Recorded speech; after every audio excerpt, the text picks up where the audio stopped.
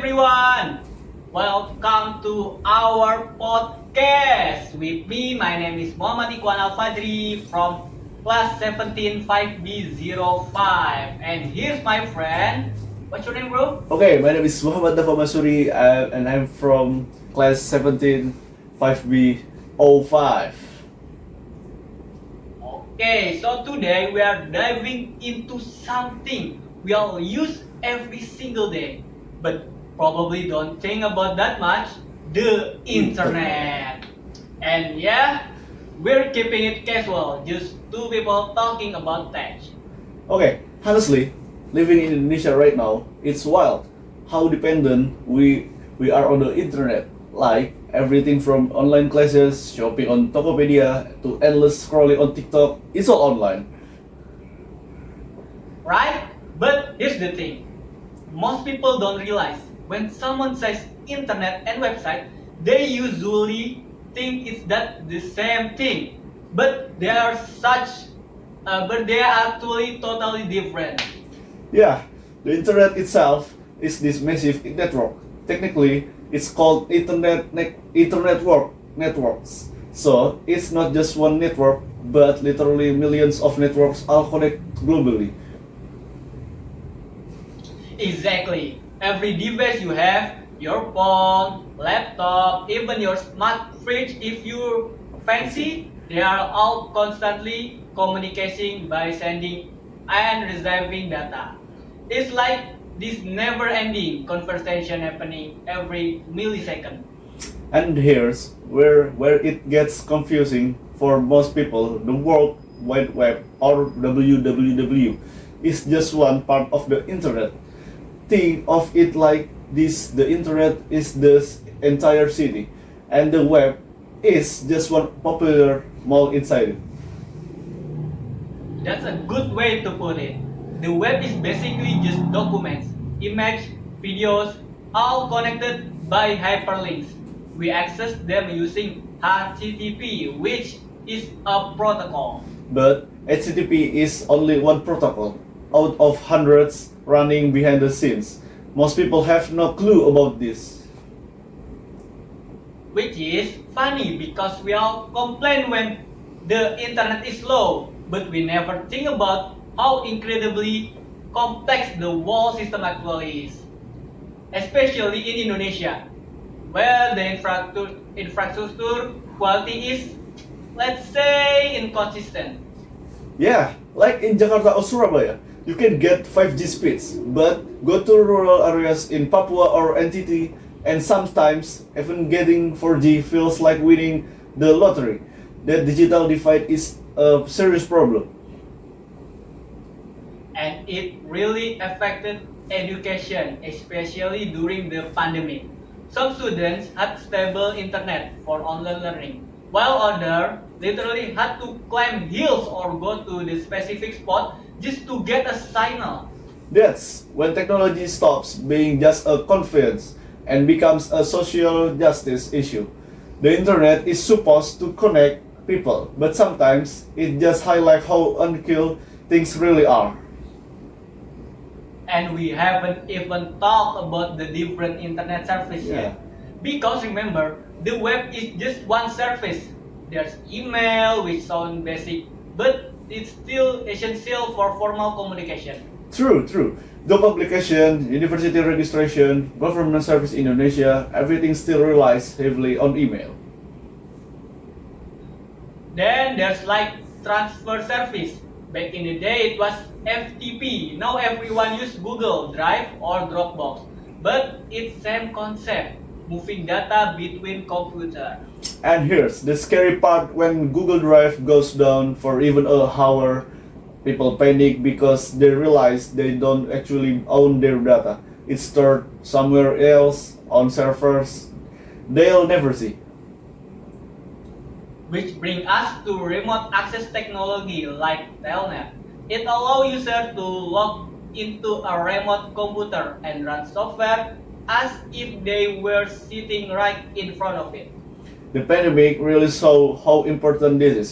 Remote work, remote servers, remote learning, suddenly it wasn't optional. It was essential. But again, internet quality become an issue. Not everyone could participate equally. Then there's IRC, Internet Relay Chat, which allowed real-time messaging. It laid the foundation for WhatsApp, Telegram, and Discord, all the chat apps we use today. But real-time communication also introduces problems. Misinformation spreads faster, arguments escalate quicker, We see this so clearly on Indonesian social media. One viral tweet can shift public opinion within hours.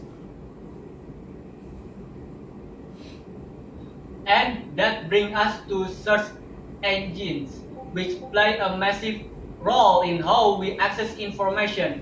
They use algorithms to index and rank data. But algorithms are neutral. They prioritize certain content, which creates echo chambers and filter bubbles. In Indonesia, this affects political opinions, social issues, even cultural perfection. The internet becomes power to inform but also to manipulate. Okay, now let's talk about the invisible identity system, or IP addresses and domain names. Every device connected to the internet has an IP address, like 192.168 and 11. Computers love number, humans don't. That's why we have DNS, the domain Yeah. name system. It translates domain names like google.com into IP address. Without DNS, you'd have to memorize numbers for every website. Nobody would survive that. But DNS also raises questions about control. DNS servers are managed by organization, and in Indonesia, we've seen website blocked at the DNS level. The government says it's for protection, but people debate whether it limits freedom of information. This shows the internet isn't truly free. It's governed by rules that differ from country to country. Your IP address can also reveal your location, which is why VPN became popular in Indonesia. VPNs hide your real IP address, but many people use them without understanding that trust just shifts from your ESP to the VPN provider. Digital literacy is key. And speaking of that, Indonesia has one of the fastest growing internet user bases globally. Mostly driven by smartphone. Many Indonesians skip the desktop era and went straight to mobile internet. That's called leapfrogging in development theory, when regions skip older technologies and jump to newer ones. But it creates challenge. People know how to use apps, but not how the internet works behind them. Which makes them vulnerable to scams, phishing, and data misuse. We see this constantly with online fraud cases in Indonesia. The more connected people are, the more exposed they become. It's paradox. Technology empowers but also increases risks. Search engines are another issue. For many people, the internet basically is Google. Search engines act like gatekeepers, deciding what appears on page 1 and what gets buried. Algorithm prioritize content that gets clicks and engagement, which means sensational or controversial stuff spreads faster than factual explanations. This is the attention economy. Human attention is the most valuable resource and platform complete to keep you engaged as long as possible. The longer you stay online, the more data you generate. Every search, click, and like becomes part of your digital footprint. Most users doesn't realize how much data they give away for free. In Indonesia, data protection discussion are still relatively new. We have regulations, but enforcement and public awareness are still developing. Social media platforms evolved from ERC and early chat system, but now they combine real-time chat, media sharing, and algorithm feeds. This changed communications, short message, emojis, viral trends replace long discussions. In Indonesia, social media has become a powerful cultural force. Trends spread from Jakarta to small town in days. But it also amplifies pressure. People compare their lives to curated online versions of others, which impacts mental health, especially among young users. So technology brings both benefit and risk. That duality is a constant theme.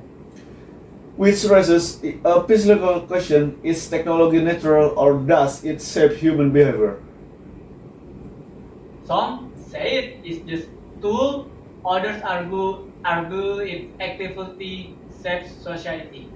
Looking at the internet today, it's hard to say it's completely natural, especially when algorithms influence our opinions and discussion and decisions.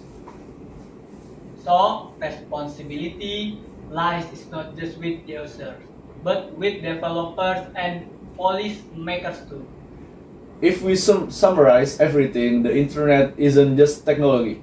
It is an ecosystem where protocols, services, users, companies, and governments all interact. Internet growth in Indonesia has been massive. More people connected, more voices online, great for democracy and education. But it also creates noise. Not all voices are informed or responsible. Digital literacy becomes crucial as access expands. Access without understanding is dangerous. We've seen how hoax and misinformation affect real decisions, from health device to financial fraud. Many problems don't come from advanced hacking, but from basic lack of awareness. People click links without checking, share news without reading. And the weakest point in any system is often the human factor. So moving forward, we need balance between innovation and regulation, freedom and responsibility, convenience and privacy. Technology should empower humans, not control them, and that starts with understanding how it works. Especially for younger generation who grow up fully online, the internet will only become more integrated into our life. And so, the question isn't whether to use technology, but how consciously we choose to use it. And with that, we reaches the end. Thanks for listening. Okay, guys, hopefully this gave you a new perspective on the internet, not just a tool, but as a powerful force shaping society. See you next time. Bye, everyone.